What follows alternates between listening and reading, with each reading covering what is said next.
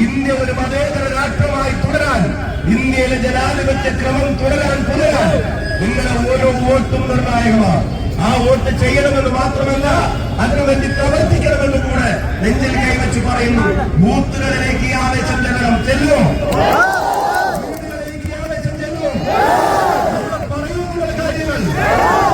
ചോദിക്കൂ നിങ്ങളുടെ വോട്ട്. എന്നാ പിന്നെ വടകര നമ്മൾ നിലനിർത്തിയിരിക്കുന്നത്, വടകര നമ്മൾ ജയിക്കും. ഒരിക്കൽ കൂടി നിങ്ങൾക്ക് എല്ലാവർക്കും